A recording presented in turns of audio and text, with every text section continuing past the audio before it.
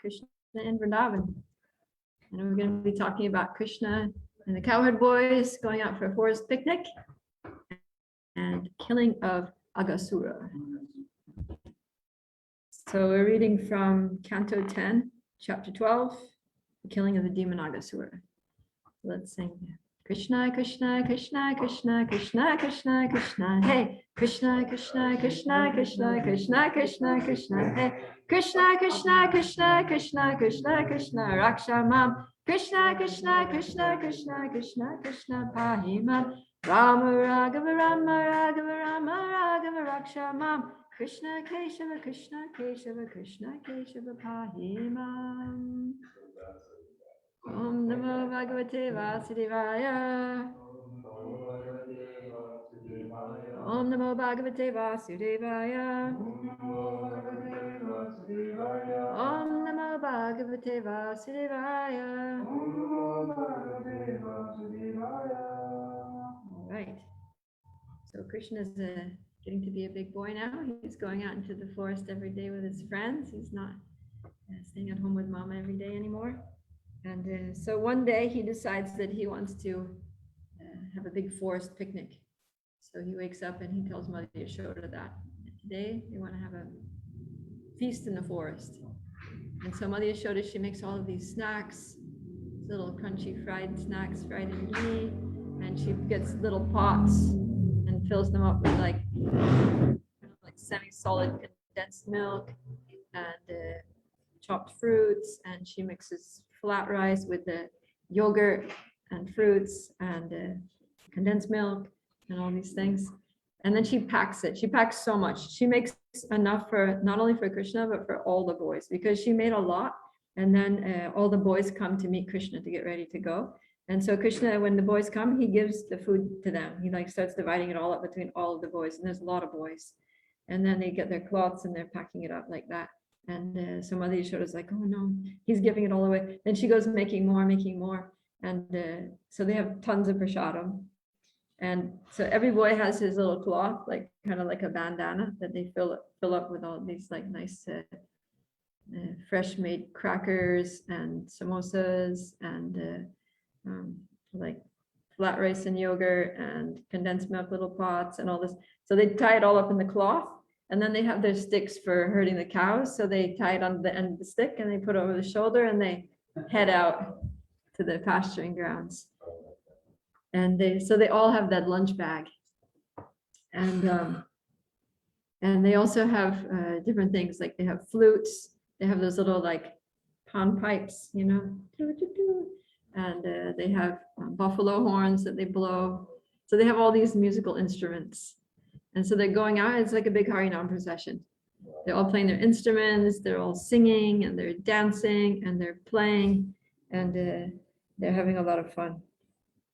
So yeah, it said that hundreds and thousands of cowherd boys came from their homes and joined Krishna. And they all had each of the hundred and thousands of boys had their thousands of calves. So literally they were countless. That's the word in text 3. It says Krishna Vatsar Asankyatar. So Krishna means Krishna. Vatsa means the calves. And then Asankyatar, like Sankhya means counting. Like Sankhya Yoga means counting, enumerating all the different elements. And Asankhya means that without count, it's just countless calves. So many that you cannot count them. And then in the last line of that verse, it says, Vijarush Tatra Tatraha.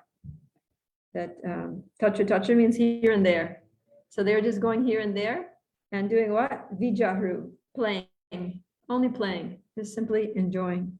So this word Vijaru, we see a few different places in this pastime. Whenever Krishna's the boys, that's all they're doing. They're just playing. They're just enjoying. And Vrindavan is like their playground. Everything that they see in Vrindavan is just like something to play on for them. That's the only thought that they have in their minds, is just how to play in Vrindavan and how we can have fun in this, how we can enjoy this situation, how we can, they see a hill and they think, oh, how can we play there? They see a tree, how can we play there? They see some animals, how can we play with them? So they go like that from one place to another place, only having a good time. And the boys are all, before they leave the house, the mothers, they dress them nicely, they get them all decorated with like, jewelry and things. But the boys don't care so much about the jewelry and ornaments that their parents put on them, but they like to decorate themselves with things they find in the forest.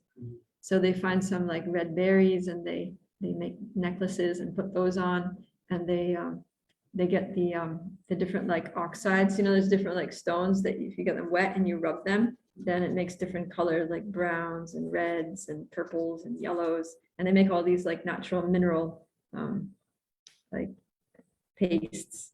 And then they put dots and they decorate themselves. They make little like homemade tattoos and stuff all over them. And so they decorate themselves that way.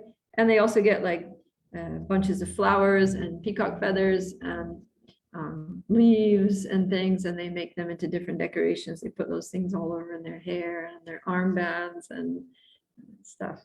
So they have fun like that.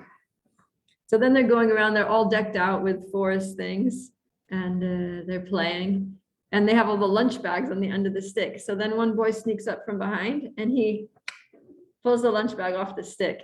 Oh. And then that little boy, he turns around and he's like, hey, what are you doing? My lunch. So then he's chasing after him to get his lunch back. And then he throws it, just like American football, right? The player gets the ball and everybody chases him to pounce on him. And as soon as they're getting close, he passes it to the next person. So like that, they're playing. This is the origin of American football. And they didn't use football, they used a lunch bag. So the boy's chasing and chasing, and then he throws to another one. And then he chases that one and he throws to another. So like that. And then sometimes the boy who's the first person who stole it, then another boy's like, okay, well, let's see how you like it. And then they take his.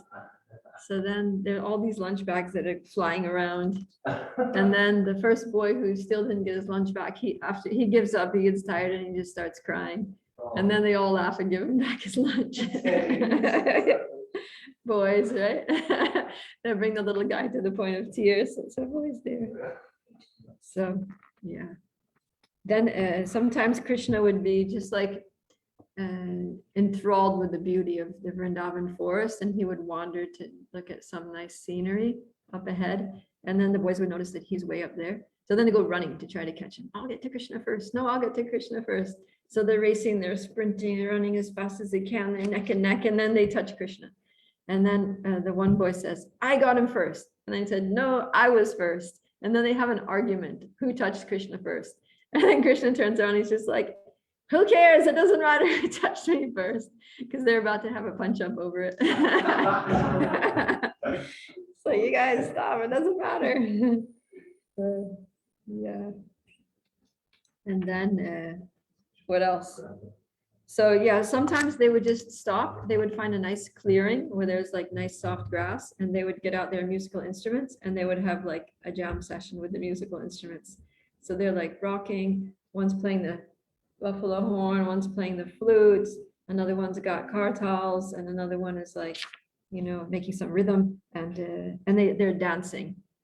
So they're like making the music and they're dancing, they're doing their boyish dances, and they're doing like little, they'll be dancing and then doing like somersaults and spinning around and kind of fun stuff. So they have like a little party going on. And then they start observing the animals. So whenever they see the animals, then they want to try to like play with the animals. So they'll see some ducks. The ducks are just sitting there by the edge of the marsh, and they're just like doing their duck thing. And the boys will go and like sit there with the ducks, trying to remain completely still like a duck. And then they'll be quacking. And then they try to imitate the cuckoos. Cuckoo bird makes its cuckoo, cuckoo. And then the boys are doing that. And then the peacocks spread the tail feathers and start to dance. And the boys are trying to dance like the peacocks. And when the birds get up and start flying, then the shadow of the birds is on the ground.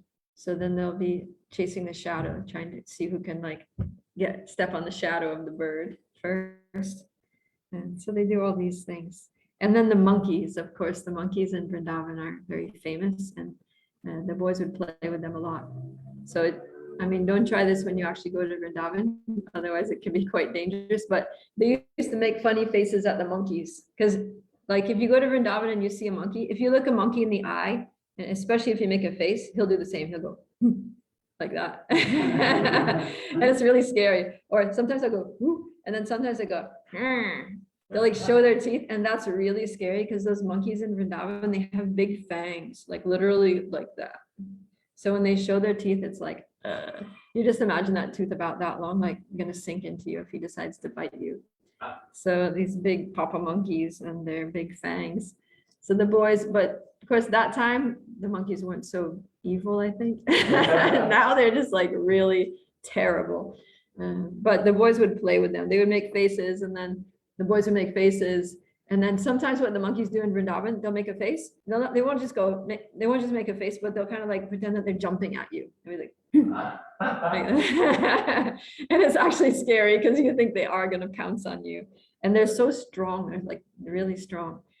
So the boys would do that, and the monkey would like pretend to jump at the boy. The boy would like do the same. And then they'd go up in the tree. Monkey climbs up in the tree, and the boy follows up in the tree, and then they're swinging from branches, trying to grab the tail of the monkey. And yeah, so they would have a lot of fun with the monkeys that way. They'd be jumping from branch to branch, like the monkeys. And yeah, so then they're like in Vrindavan, especially like on Govardhan Hill, there's lots of streams. So there's the Yamuna River, of course, which is like big, but then there's like little streams.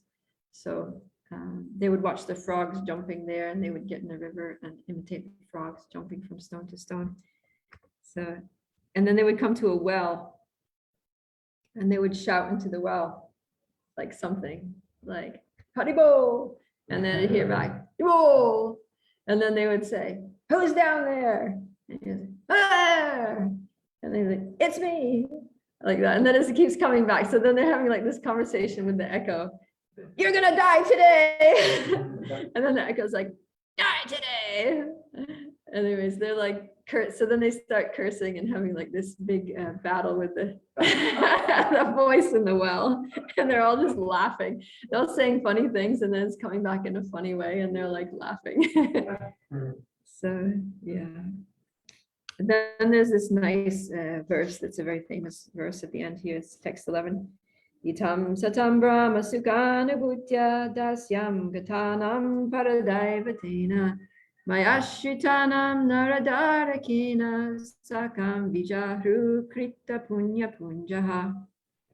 In this way, all the cowherd boys used to play with Krishna, who is the source of the Brahman effulgence for jnanis desiring to merge into that effulgence, who is the supreme personality of Godhead for devotees who have accepted eternal servitorship, and who for ordinary persons is but another ordinary child.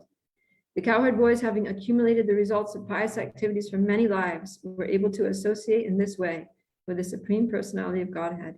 How can one explain their great fortune? So yeah, some of these, of course, some of the cowherd boys were, Nitya Siddhas. They were Krishna's eternal associates who came down from the spiritual world with him to help him in his pastimes. But others, they were coming up. They were just performing sadhana bhakti like we're doing, waking up in the morning, doing our stuff, doing our processes of devotional service. And after many lifetimes, then they get to this point where they can actually just play with Krishna. So, yeah. Yeah, and he's saying that this position is like, it's impossible to achieve even by yogis who do, yama, niyama, asana, pranayama, all this Ashtanga yoga processes for many lifetimes. They can't even come close. They can't even touch the toe of one foot of Krishna. So who can describe the good fortune of these boys of Vrindavan, who were all the Brajavasis who lived with Krishna, who saw him face to face every day, who interacted with him so intimately. So one day they were out playing and they were having a race. The boys were all like, okay, let's see if any of us can run as fast as Krishna. So like, Krishna, it's you against the rest of us in this race. And if any one of us wins, we all win, like that. So then they're running as fast as they can, but Krishna's in the front. And then they're running and running with all their might. And then all of a sudden they see something. They see this big, huge, like on the path that they walk on, there's this big, huge black thing. It's a big, like, open mouth of a cave. They think it's a cave. And then they think, wow, that wasn't here before. Vrindavan's so wonderful. It's always changing. Every day it's a different experience here in Vrindavan. There's always something new to do and some new way to play. So they get excited. They're like, look at this big cave, you know, we can explore it. And on the top of the cave, there's these big rubies, and hanging down from the side of the cave, there are these like vines, these red vines. Actually, that was the forked tongue of the snake. And the rubies on the top were the red eyes of the snake. And yeah, and they're like, and look at the what do you call them? Stalactites of the cave, you know, the sharp. So that's the teeth. But they're seeing it as like as this exciting cave, like, and they're getting all adventurous and thinking, wow, something new to do and explore today. So and then some of them are saying, you know, actually this cave is really amazing. It's shaped like a snake. Did you notice that? Like, look, the stalactites could almost be teeth, and those ruby things could be eyes. And this, you know, this part in the opening could be the tongue. And they're like, oh yeah, look at that. That's amazing. What a formation, like what a rock structure. And then somebody's like, well, maybe it is a snake. What if it is a snake? It could be a giant snake. You know, we had demons. We had Aghasura the other day, this huge mountainous duck that came to try to kill Krishna. What if it's a snake that came to swallow us? And they're like, who cares? Just see how Krishna killed Aghasura so easily and killed Vatsasura so easily. Even if it is a snake that's trying to eat us, Krishna's going to polish him off in a second, and that'll just be another part of the fun. So thinking like that, they just went in.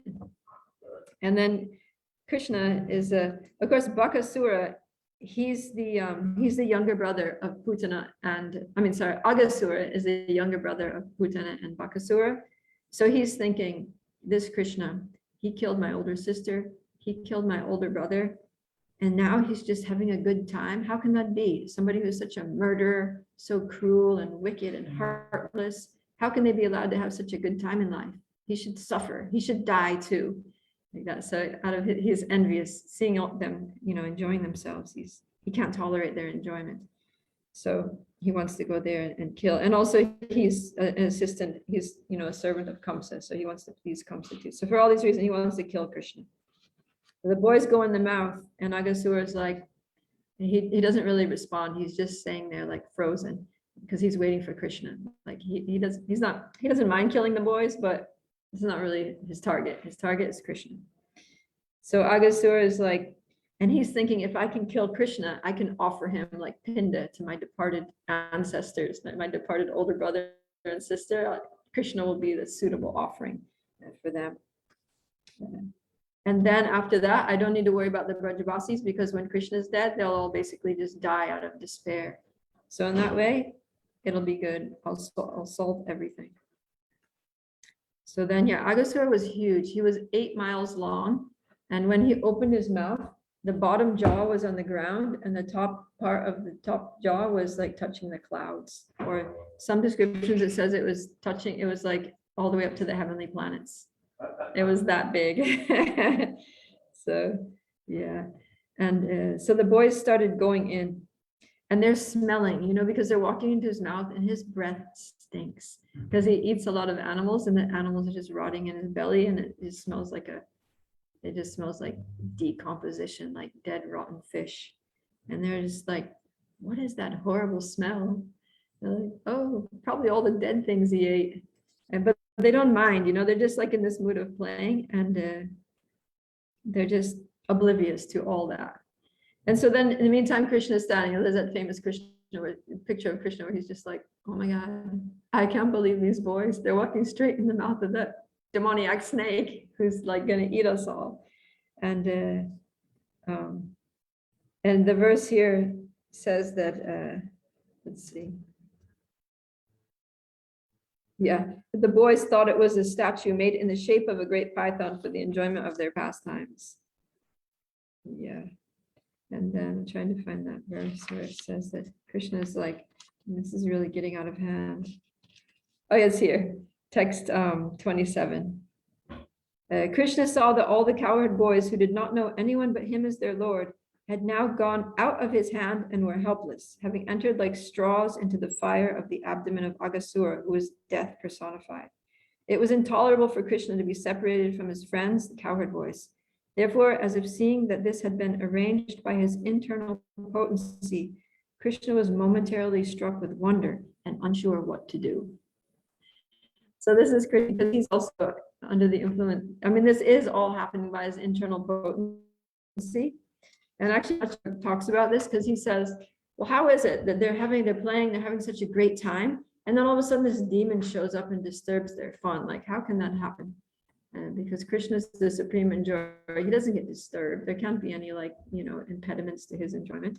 And so the way Vishwanath Thakur describes it is that was that this day they were going to have a picnic, and they all had the lunches, and they hadn't stopped to eat yet because they were so engrossed in their playing that they just didn't think about eating. And so the time that they were supposed to eat was already passed. And so Krishna's one of Krishna's potencies, Leela Shakti, was acting. Actually, the Leela Shakti arranged for this whole pastime just to get the boys to stop, just to interrupt their playing so that they would stop and eat lunch, so the picnic could happen. It's all to just facilitate the picnic. So then Krishna's like, okay, well, what can I do? These boys have total faith in me. And he was thinking how to kill the demon, because like with Vatsasura, he picked him up by the back legs and whirled him around, threw him into a tree. But he couldn't do that with Aghasura, because the boys were in the belly and they would also get hurt. And with Bakasura, he took his jaws and ripped him apart. But again, he couldn't do that with Aghasura because the boys would, get hurt. So he had to kill him in such a way that the boys were not harmed, when the boys were inside him. So then he thought, the only thing I can do is I have to go in. So then Krishna walked in. And when Krishna walked in there, the boys were already unconscious, because that breath from it was so toxic. It was like so poisonous and smoky that the boys just passed out, like people do in a burning building when they inhale too much poisonous smoke. So then the demigods were like, oh no, alas, they were like really worried. And so when Krishna saw that the demigods were getting stressed out, he thought, oh no, this is not good. The boys fainted. Now the demigods are stressed. I got to resolve this situation quick. So he was in the neck of Aghasura, and then he just made himself really big. He just grew and grew and grew and grew. And Aghasura was also already big, and he was also trying to grow, but Krishna was growing faster than he was growing. And then he basically blocked off his whole throat so that he couldn't breathe. And then Aghasura just suffocated and died. And the soul, carried by the life air, because when a person dies, then the soul leaves the body, the life airs try to push the soul out through some opening. But because Krishna had totally blocked his mouth, then the soul came bursting out of the top of his head, which is like an auspicious death. And then the soul just stayed there in the sky, hanging out, just like waiting there, hovering in the sky until Krishna came out. So in the meantime, Krishna, he has to save the boys. So he goes and he just glances over the boys with his loving glance, and they all jump up and they come out all together, like laughing and dancing with Krishna coming out of there. And then, when Krishna comes out, then that Aghasura's soul then merges into Krishna's form. So it appears that Aghasura got Sayujya Mukti, which means he merged with Krishna.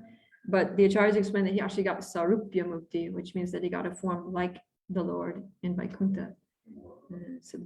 First he entered into Krishna's body, but then after that he was elevated from that position to Sarupya Mukti. So that was by the touch of Krishna. And also because many of the demons, they just get Sayuji Mukti, they merge with Brahmajyoti, or they merge like with Krishna's body. So this is like a higher level, is to get, like Sarupya, or any of the other muktis is better than Sayujya, because you can actually interact with Krishna. So it's explained that because Aghasura actually gave a lot of pleasure to the cowherd boys. Like when they saw Aghasura, they got really excited. They were like, yay, a new way to play. So by making the cowherd boys happy, it was like an indirect service by Aghasura. He pleased Krishna's devotees. So when you please the devotees, then you get the mercy of Krishna. And so he got the mercy of Krishna, and Krishna gave him his Sarupya Mukti.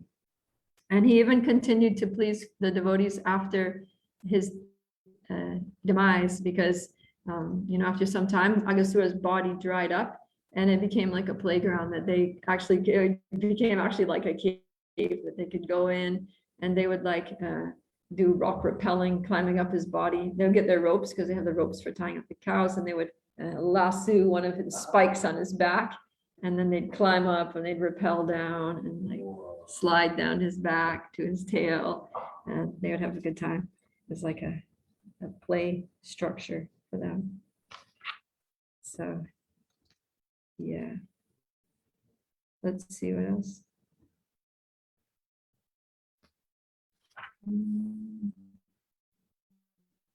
And of course the demigod flowers and all that. And Lord Brahma, he also came because he heard everybody yelling Jai, Jai, and he came down to see what was going on. So this incident took place when Krishna was 5 years old, but nobody found out about it until after a whole year had passed. And we're going to find out why tomorrow. All right, Evan. I was reading a line chapter and Yeah, I wanted to point out. yeah, please do. 24. The boy said, "Has this living creature come to swallow us? If he does so, then he will immediately kill like Aghasura out of the lake." Thus they looked at the beautiful face of the fish, the enemy of Aghasura. Laughing loudly, clapping their hands, they entered into the mouth of him. Yeah, they were so excited. They thought, like when Krishna killed Bakasura, they thought that was the coolest thing ever. That was like, I mean, just imagine it, you know, like the whole scene and Krishna killing, like how exciting that was for them. So they're like, oh yeah, it's gonna be a replay of killing Bakasura. Krishna's gonna finish this. It's gonna be so exciting. Let's do it. Yeah. Max. I was gonna say like they knew it was a python and they're like, yeah, let's go.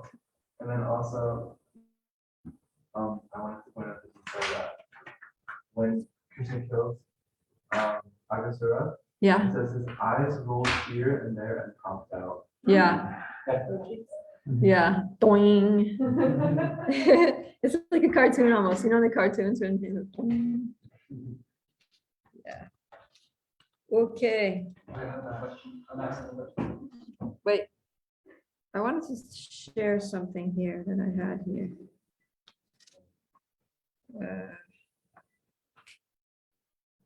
I can't find it now. I should have highlighted it. Okay, who that's Jeremiah? You wanted to say something? I just wanted to, Okay. it might be different for us, but it made me think of like engine material in the sense of you're playing around and like, oh, what's that? Oh, it's like, well, that also could be a really great snake that's do this. And he's like, oh, that's okay, visualizing. Krishna protects the the devotees. Krishna always protects the devotees. Yeah, and then it's like, the soul like goes in and like forgets who we are, like some of them falling asleep, like being knocked out by the noxious gas or the external energy. Like Krishna still like goes in and from within the heart. Krishna takes care of it. Yeah, so all this, this fun that the cowherd boys are having with Krishna, that's like Krishna's pastimes are full of enjoyment. And the idea he comes to this earth to perform those pastimes to attract us to this, spiritual enjoyment. Because, enjoyment is our nature. It's the nature of the soul to have an enjoyable life. And that's why we're always searching for an enjoyable life. It's like people are so into trying to enjoy in different ways, but people just don't know how to enjoy. So yeah, we have to, by hearing about these activities, then we should be inspired, to transfer our enjoying propensity from sort of dull, material, temporary enjoyment to the pure enjoyment of the spiritual world.